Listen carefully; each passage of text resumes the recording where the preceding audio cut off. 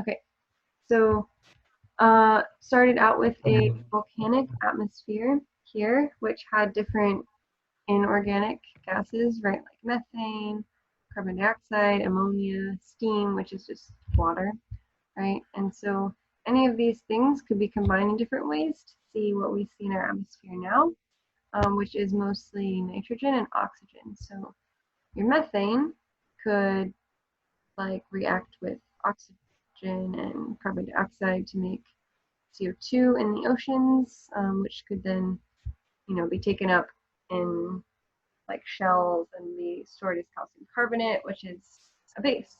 So when that's like solidified in sedimentary rocks, like when it's fossilized, you get things like limestone and chalk, which is again alkaline, and it's kind of stored down there in the bottom of the ocean. And you also have carbon dioxide, which can be used by plants to make oxygen, or also to build the plants. And then when they get fossilized, they could make fossil fuels and could store some carbon that way. You have ammonia that could react with oxygen to, with oxygen and bacteria in the soil, and that could be released as nitrogen. And that's 78% of our atmosphere now. So there could be many processes going on here, right? But a lot of it might have been that bacteria. And finally, you have steam, which could be cooled and condensed to make the oceans. So there's a lot of things going on here. Again, we weren't there to know the process, right? We know that God began this process and was there to see it through, and still is. But this is an idea of maybe how some of the things in our atmosphere we have got here. So if you look at the atmosphere now, you've got 78% nitrogen, 21% oxygen, and then the rest are very small amounts, so 0.9% argon, 0.04% carbon, and then the rest of these, xenon, krypton, neon, helium, are less than 0.6. Sorry, my computer's dying on me. Plug it in. There we go.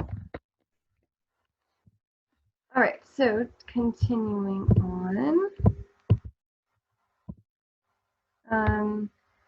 talking about pollution, which we talked about a little bit before when we talked about Earth Day, but one thing that we're going to focus on now is acid rain and what causes that and what it can do. So like I said, you'll do a little lab on that this week, but one of the things connected with acid rain is sulfur dioxide. And if you remember your metallic oxide and your non-metallic oxides, non-metallic oxides are acidic, so things like sulfur and oxygen, sulfur dioxide.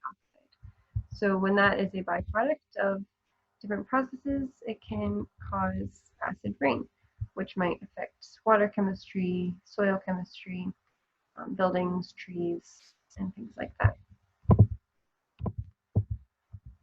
Right. Now,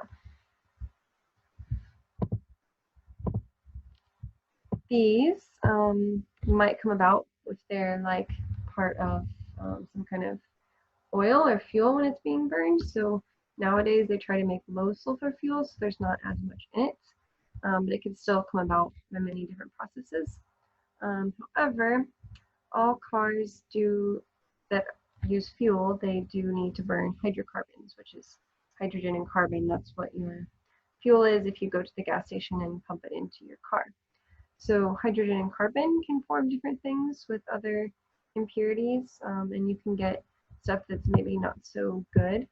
And we call this incomplete combustion because it's not just those hydrocarbons burning with oxygen to make like water and carbon dioxide. It's also burning with other stuff, so it's incomplete combustion.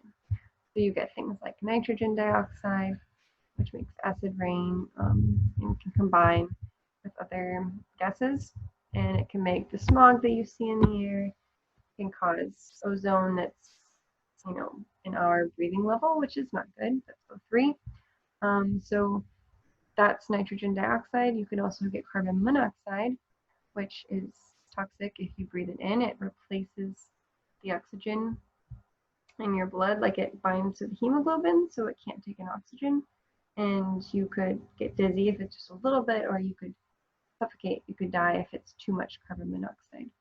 So these things, we do not want them to all be out into the atmosphere. So what a car does after it's burned the fuel and you have some of this incomplete combustion is it tries to complete that by giving us just these things that we normally find in our atmosphere: carbon dioxide, nitrogen, and oxygen.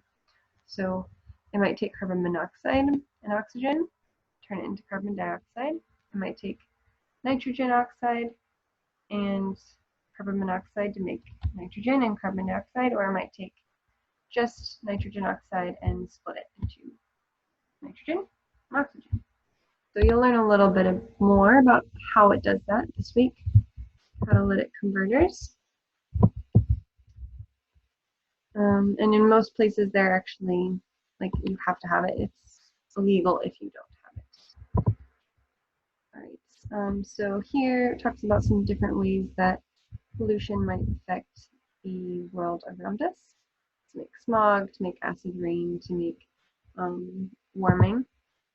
And finally, last thing to talk about today is water treatment and how that happens. So it might be as simple as filtering it, depending on where it is, but usually there's a more complex process. So usually it's first screened for large floating rubbish and things, and it's pumped to a reservoir where it's treated with some ozone to start to disinfect it. Later, precipitators take out some of the solid particles, so it's starting to more filter it. Sand filters, where it can run through using gravity, pumped again with ozone and goes through carbon to absorb more chemicals, not just the particles. Micro strainers, finer filters, and finally chlorine can kill anything in there that's alive. It helps to disinfect it. But if the water is seawater, it needs to be desalinated, which is an even more expensive process. So they might need to use high pressures, reverse osmosis, distillation, like what we did in the lab with the oils, except they're doing this with water and a lot of it. So it becomes very expensive very quickly to use seawater as drinking water. It's more complex than this process even. So those are the kind of things we're looking at. If you want to see the typical person uses, at least in the UK, for their water every day, it's quite a bit. You can see how necessary it is. Oh, I forgot about this one. Sorry. Limestone and how it's used from the Earth's crust. I told you it would be a kind of random mix of things this week. But limestone, remember, it was laid down from that with the calcium carbonate down the bottoms of the oceans. That's sandstone. Or as limestone, as a sedimentary rock. So it can be used to build as glass, to neutralize some bits of base and paper, as cement, and to help with impurities in a furnace. So all of these things very helpful to know. You'll see them around you on a daily basis, and hopefully it's kind of an interesting week for you and not too difficult. I've not actually yet watched your videos. I'm planning on doing that tomorrow. So as soon as I get them graded, I'll let you know. Are there any questions about all of that I just went through?